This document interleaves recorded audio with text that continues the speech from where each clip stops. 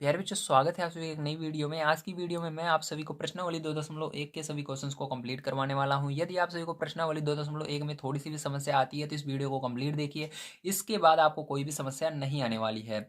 आइए यहाँ पर निर्देश हम पढ़ लेते हैं, हमको क्या दिया गया है और उसी के अकॉर्डिंग इसको हम सॉल्व करते हैं। यहाँ पर दिया गया है निम्नलिखित व्यंजकों में कौन कौन एक चर में बहुपद है और कौन कौन नहीं है, कारण के साथ अपने उत्तर दीजिए। ठीक, तो एक चर में आपको बहुपद बताना है। तो चलिए, चर किसे कहते हैं सबसे पहले इसको जान लीजिए। चर कहते हैं ABCD का कोई भी अक्षर रहता है तो उसे चर कहते हैं। ठीक है, जिसकी जिसका मान हमेशा चेंज होता रहता है। जैसे यक्स का मान आप कुछ भी रख सकते हो, 1 2 3 कुछ भी रख सकते हो। ठीक है, तो ये क्या कहलाते हैं, ABCD के अक्षर सभी को चर कहा जाता है। ठीक है, जो ये गिनती रहती है, जैसे एक से लेकर कोई भी गिनती आ जाए, 1 2 3 4 5, इस तरह से कोई सी भी गिनती आ जाए, ठीक है, तो उसको हम क्या कहते हैं, अचर कहते हैं। क्योंकि जो यहाँ पर नंबर रहते हैं उनको कभी भी मान चेंज नहीं हो सकता। ये 7 है तो 7 ही रहेगा। ठीक, कभी भी इसका मान नहीं बदला जाता, इसलिए इसको क्या कहते हैं, अचर कहते हैं। ठीक है, जो कि नहीं चेंज होता है।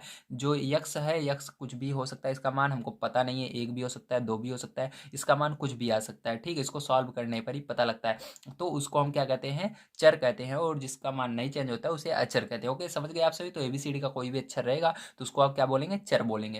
तो चलिए पहला क्वेश्चन पढ़ते हैं यहाँ पर और इसको पूरा अब सॉल्व करते हैं। तो यहाँ पर दिया गया है निम्नलिखित व्यंजकों में कौन कौन एक चर में बहुपद है और कौन कौन नहीं है, कारण के साथ अपने उत्तर दीजिए। तो यहाँ पर एक चर में बहुपद का मतलब है जिसके अंदर एक ही चर हो। मतलब यहाँ पर यक्स है तो यक्स हर जगह रहना चाहिए, वाई है तो हर जगह वाई रहना चाहिए। ठीक है, तो चलिए इसके अंदर आपको, अब मैं कॉपी पर चलूंगा, एक एक क्वेश्चन को लूंगा और बताऊंगा कौन से एक चर में बहुपद हैं और कौन से नहीं हैं, फिर आखिर क्यों नहीं है। ठीक, सारी चीजें इस वीडियो में हम समझेंगे। चलिए अब देखते हैं पहला क्वेश्चन।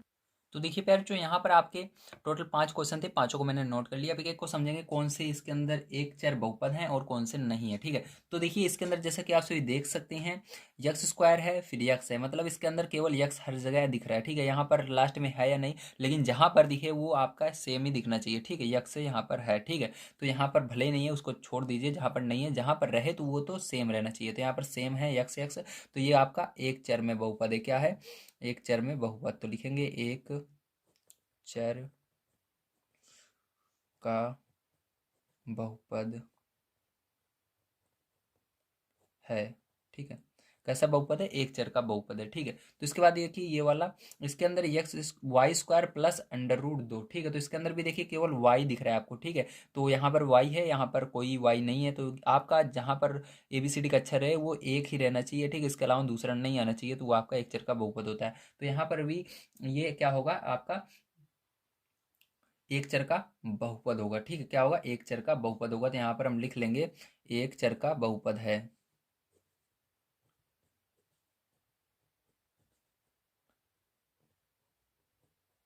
तो इसके अंदर चर क्या है, तो आपको पता है ABCD का अक्षर चर होता है। तो यहाँ पर चर आपका यक्स था, यहाँ पर वाई है। ठीक है, अब देखिए इसके अंदर यह टी है और यहाँ पर भी टी है, लेकिन ये गलत है। ठीक है, यहाँ पर टी भले ही है लेकिन ये पहली बात बहुपद है ही नहीं, जबकि हमसे पूछ रहा है एक चर का बहुपद बताना है। तो सबसे पहले इसको बहुपद होना चाहिए। कभी भी जो एक का मान रहता है, ABCD का कोई भी अक्षर अंडर रूट में रहे या बटे में रहे, ठीक है, तो वो क्या होते हैं, वो बहुपद होते नहीं है। बहुपद नहीं होगा तो सीधी सी बात है उसको हम इस चैप्टर के अंदर पढ़ेंगे ही नहीं। मतलब ये बहुपद नहीं है तो सीधी सी बात है ये एक चर में बहुपद हो ही नहीं सकता। पहला नंबर इसको बहुपद होना होगा, तब देखा जाएगा एक चर में है कि नहीं। ठीक है, तो ये क्या है, यहाँ पर लिखेंगे बहुपद नहीं है। ठीक है, क्या लिखे, नहीं है, बहुपद नहीं है। क्यों नहीं है, क्योंकि ये जो टी है अंडर रूट के अंदर आ रहा है। ठीक, अंडर रूट के अंदर नहीं आना चाहिए। ठीक है, या बटे में भी नहीं आना चाहिए।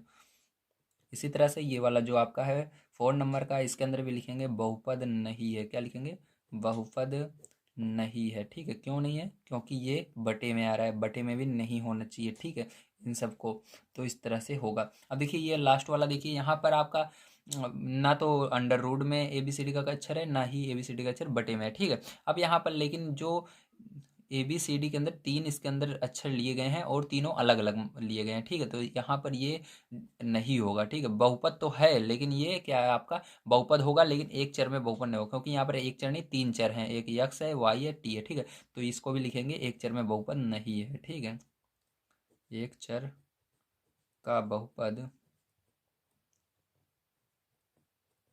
नहीं है। ठीक है, ये एक चर का बहुपद नहीं है। ठीक है, क्योंकि इसके अंदर अलग अलग एक यक्स आ रहा है, वाई आ रहा है, टी आ रहा है। ठीक है, ये एक चर का बहुपद नहीं है। अगर यहाँ पर केवल यक्स हर जगह होता तो ये एक चर का बहुपद होता। ठीक है, समझ में आ गया, वेरी गुड। चलिए अब चलते हैं हम अपने सेकंड नंबर क्वेश्चन पर और उसको पढ़ते हैं, उसको सॉल्व करते हैं। प्यारे बच्चों, सेकंड नंबर का क्वेश्चन आप सभी को दिया गया है, निम्नलिखित में से प्रत्येक में एक्स स्क्वायर का गुणांक लिखिए। तो यहाँ पर एक्स स्क्वायर का गुणांक बताना है इन सभी क्वेश्चंस में, ठीक है। तो चलिए कॉपी पर चलते हैं और इसके अंदर एक्स स्क्वायर का गुणांक देखते हैं। तो देखिए प्यारे जो इसके अंदर 4 क्वेश्चन है। अब सब में हमको क्या बताना है, एक्स स्क्वायर का गुणांक बताना है। अब एक्स स्क्वायर का गुणांक आप इस तरह से समझ सकते हैं कि एक्स स्क्वायर के आगे क्या है। तो यहाँ पर देखिए एक्स स्क्वायर जहाँ पर है उसके आगे क्या है, कुछ नहीं है, तो कुछ नहीं रहता तो एक लिखा जाता है, ठीक है। तो जिसके आगे कुछ नहीं रहेगा वहाँ पर एक रहेगा, ठीक। तो इसका क्या होगा, आंसर एक होगा, ठीक है। तो एक्स स्क्वायर का गुणांक क्या होगा, इसके अंदर एक होगा। अब इसके अंदर देखिए, अब इसके आगे क्या है एक्स स्क्वायर के, तो इसके आगे भी कुछ नहीं है, लेकिन माइनस है तो माइनस लगा करके आपको एक लिखना है, ठीक है। माइनस रहेगा तो माइनस लगा देना, लेकिन प्लस रहता है इसके आगे तो प्लस कभी भी लिखा नहीं जाता है, आपको पता है, ठीक है। तो इस तरह से माइनस लगाकर एक लिख देंगे। अब देखिए यहाँ पर एक्स स्क्वायर का गुणांक क्या है, तो एक्स स्क्वायर के आगे क्या है, पाई/2 है, तो यहाँ पर क्या लिखेंगे, पाई/2 लिख देंगे, ठीक है। तो यही होगा। अब देखिए इसके अंदर एक्स स्क्वायर का गुणांक क्या है, तो एक्स स्क्वायर इसके अंदर सीधी बात है ही नहीं, ठीक, कहीं पर नहीं है एक्स स्क्वायर, तो जीरो होगा, क्योंकि एक्स स्क्वायर नहीं है तो जीरो होगा, ठीक है। तो यहाँ पर ये आपका आंसर हो जाता है। चलिए इसके बाद चलते हैं तीसरे नंबर क्वेश्चन पर और उसको भी सॉल्व करते हैं। देखिए प्यारे जो यहाँ पर तीसरा नंबर क्वेश्चन आपको दिया गया है, 35 घात के द्विपद और 100 घात के एक पदी का एक एक उदाहरण दीजिए, ठीक है। तो इसको आपको अपने मन से बनाना है, किस तरह से बनाया जाएगा आइए कॉपी पर चलते हैं और मैं आपको समझा देता हूँ, ठीक है। तो देखिए इसके अंदर कह रहा है, तीसरा नंबर क्वेश्चन है आपका, ठीक है। तो इसके अंदर कह रहा है आपको 35 घात के द्विपद का बनाना है, ठीक। 35 के घात द्विपद, उसके अंदर दो पद होने चाहिए, ठीक है। तो देखिए पहला नंबर घात कितनी होनी चाहिए, 35 होनी चाहिए, ठीक है। तो इसके अंदर आप लिखेंगे जैसे मान लीजिए 2x⁻35, ठीक है। यक्स के ऊपर क्या रहना चाहिए, 35 रहना चाहिए। ये कितना हुआ, ये आपका एक पद हुआ, ठीक। अब जब प्लस लगा दोगे या माइनस लगा दोगे उसके बाद क्या आएगा, दूसरा पद स्टार्ट हो जाता है, ध्यान रखिएगा, ठीक है। अगर आप माइनस भी यहाँ पर लगा सकते हो, प्लस भी लगा सकते हो, तो यहाँ पर दूसरा पद स्टार्ट हो गया। अब आप इसके आगे कुछ भी लिख दीजिए, लेकिन आपको यहाँ पर लिखना जरूर है, ठीक है। तो इसके बाद क्या लिखना है, गिनती लिखनी है, ठीक। गिनती के अंदर कोई सा भी अच्छा लिख सकते हो, 10 लिख सकते हो, 6 लिख सकते हो, कुछ भी। तो मैं यहाँ पर 7 लिख देता हूँ, ठीक है। क्या लिख देता हूँ, 7। तो ये क्या है, ये आपका 35 घात के द्विपद है, ठीक है। 35 घात का द्विपद है। देखिए घात कितनी है इसकी, 35 है और दो पद है, एक पद ये हुआ और एक पद ये हुआ, ठीक है। समझ में आ गया। चलिए इसके बाद देखते हैं इसके आगे और कह रहा है आपको, क्या कह रहा है, इसके आगे कह रहा है आपको 100 घात के एक पदी लिखो। तो 100 घात का एक पदी लिखना है, तो जैसे इसके अंदर ये पहला पद है, ये दूसरा पद है, तो बस उस 100 वाले में केवल एक ही पद रहना है, ये आगे वाला ही रहना है, ठीक है। अब देखो दूसरा क्या होगा, यहाँ पर कॉमा लगा देते हैं। दूसरा आपका होगा, यक्स भी लिख सकते हो, वाई भी, यहाँ पर कोई वो नहीं है, एबीसीडी का कोई भी अक्षर आप ले सकते हो, ठीक है। तो यहाँ पर यक्स मैं लूंगा। यहाँ पर देखिए दूसरा होगा आपका, मैं मान लेता हूँ 5 यक्स की घात 100, ये हो गया, ठीक है। आप यहाँ पर कोई से भी संख्या ले सकते हो, लेकिन ये जो 100 है ये आपका 100 ही रहेगा, क्योंकि आपकी बुक में कह रहा है कि घात कितनी रहनी चाहिए, 100 रहनी चाहिए, और यहाँ पर घात कितनी रहती है, 35। इसके अलावा आप इन तीनों को बदल सकते हो, चाहे यहाँ पर 5 ले लो, यहाँ पर वाई ले लो, यहाँ पर 9 ले लो, कुछ भी ले लो, ठीक है। लेकिन ये जो ऊपर की घात है ये सेम रहेगी, तो आपका ये आंसर हमेशा सही रहेगा, गलत नहीं होगा, ठीक है। चलिए अब चलते हैं 4 नंबर क्वेश्चन पर और उसको पढ़ते हैं और उसको सॉल्व करते हैं। 4 नंबर का क्वेश्चन आपको दिया गया है, निम्नलिखित बहुपदों में से प्रत्येक बहुपद की घात लिखिए। मतलब आपको क्या करना है, इनकी घात बतानी है कि सबसे बड़ी घात इनमें से क्या है, ठीक है। तो चलिए कॉपी पर चलते हैं, इस क्वेश्चन को नोट करके इसके अंदर घात को देखते हैं हमारी क्या है। तो देखिए पैर जो ये आपका क्वेश्चन है, ठीक है। अब इसके अंदर देखिए आपको क्या बताना है, इसके अंदर बहुपद की घात बतानी है। कभी भी इस तरह से आपसे पूछा क्वेश्चन पूछा जाए बहुपद की घात बताइए, तो उसके अंदर आपको सबसे बड़ी घात लेनी है। ऐसे नहीं करना है कि 3 लिख भी है इसकी घात, 2 भी है और यहाँ पर 1 भी है, ऐसे नहीं लिखना है, ठीक है। सबसे बड़ी घात जो होगी वही बहुपद की घात होती है। तो इसके अंदर सबसे बड़ी घात क्या है, इसके अंदर सबसे बड़ी देखिए यहाँ पर 3 है, यहाँ पर 2 है और यहाँ पर कुछ नहीं है, तो मतलब 1 है, तो सबसे बड़ा 3 है, तो बहुपद की घात क्या हो जाएगी, 3 हो जाएगी, ठीक है, इसका आंसर। अब चलिए इसके आगे देखते हैं, ठीक है। तो यहाँ पर देखिए इसके घात क्या होगी, इसके अंदर देखिए y के ऊपर 2 है, ठीक है, तो इसकी घात होगी 2, ठीक, क्या होगी, 2 होगी, ठीक है। अब देखिए इसके अंदर क्या होगा, इस वाले में आपका, तो इस वाले में पैर जो आपका देखिए टिक के ऊपर कुछ नहीं है, टिक के ऊपर जब कुछ नहीं रहेगा मतलब एक है, ठीक, मैंने आपको बता रखा है। तो यहाँ पर क्या होगा, एक होगा इसकी घात, ठीक है। अब देखिए यहाँ पर कोई एबीसीडी का अक्षर है ही नहीं, सीधी बात, ठीक है। यहाँ पर एबीसीडी का कोई अक्षर है ही नहीं, तो इसके अंदर घात होगी भी नहीं, ठीक है, क्योंकि बहुपद की घात देखनी रहती है तो जो एबीसीडी का अक्षर रहता है उसके ऊपर घात होनी चाहिए। जैसे यहाँ पर एक्स के ऊपर है, यहाँ पर वाई के ऊपर है, यहाँ पर टी के ऊपर एक है, यहाँ पर है नहीं, तो क्या लिखना है, 0 लिखना है, कुछ नहीं है, ठीक है। समझ में आ गया, वेरी गुड। चलिए अब चलते हैं इसके बाद लास्ट क्वेश्चन 5 नंबर पर और उसको समझते हैं।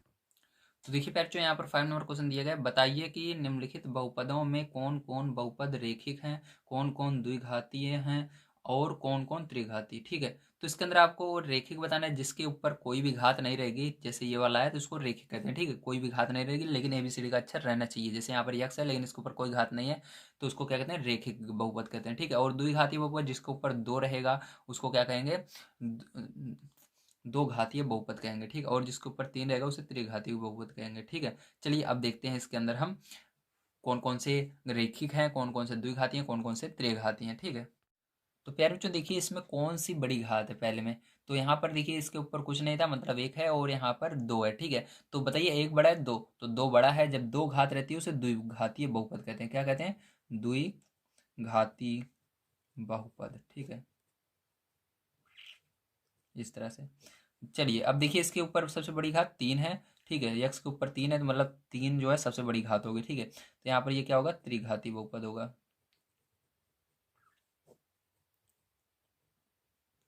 इसी तरह से देखिए इसके ऊपर आप देखेंगे तो इसके ऊपर सबसे बड़ी घात क्या है, वाई के ऊपर चार है तो यहाँ पर ये, ठीक है, तो यहाँ पर जैसे कि आपसे देख सकते हैं यहाँ पर सबसे बड़ी घात चार है लेकिन मैं ये गलती से चार लिख उठाया, यहाँ पर प्यारे बच्चों दो है। ठीक है, अब बुक में दो है, मेरे से गलती से हो गया, यहाँ पर दो रहेगा। तो ये दो है तो क्या होगा, ये दो घातीय द्विघातीय बहुपद होगा। क्या होगा, द्विघातीय बहुपद। ठीक है, तो द्विघातीय बहुपद, तो ये हो गया। अब देखिए बच्चों यहाँ पर आपका यक्स के ऊपर कोई घात नहीं है। ठीक है, ये कोई घात नहीं रहती, केवल यक्स अकेले रहता है, एबीसीडी का कोई अक्षर अकेले ही है या, ठीक है, उसके ऊपर कोई घात नहीं रहती है तो उसको क्या कहते हैं, रेखिक बहुपद कहते हैं। ठीक है, रेखिक, रेखिक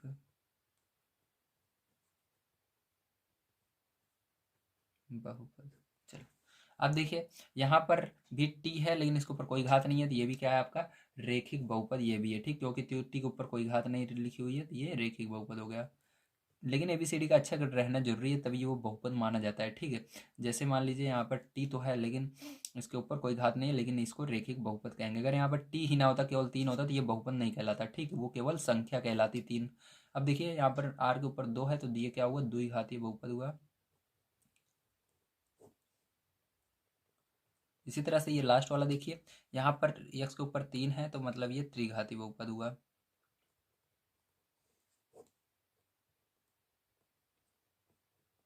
ठीक है, समझ में आ गया, वेरी गुड। चलिए अब यहाँ पर आपका होता है ये पूरी एक्सरसाइज समाप्त। अब यहाँ पर कोई सा भी क्वेश्चन बचा हुआ नहीं है। अगर आप सभी को वीडियो पसंद आया हो तो प्लीज़ लाइक कीजिएगा, चैनल को सब्सक्राइब कर लीजिएगा। कल की वीडियो में मैं आप सभी को एक्सरसाइज 2.2 कंप्लीट करवाने की कोशिश करूँगा। अगर आप सभी को 2.2 चाहिए, अगर वो वीडियो बन चुका है तो आप सभी को बगल में वीडियो दिख रहा होगा, उस पर क्लिक करके आप देख सकते हैं। या आप सभी अगर हमारे क्लास 9th के सभी वीडियोस को पाना चाहते हैं तो ये जो प्ले लिस्ट दिख रही है इस पर क्लिक करके आप क्लास 9th के स्टार्टिंग से सभी वीडियोस को पा जाएंगे और उसकी बढ़िया तैयारी कर सकते हैं। तो मिलते हैं अगली वीडियो में। वीडियो देखने के लिए धन्यवाद। आप सभी का दिन शुभ हो। Thank you very much.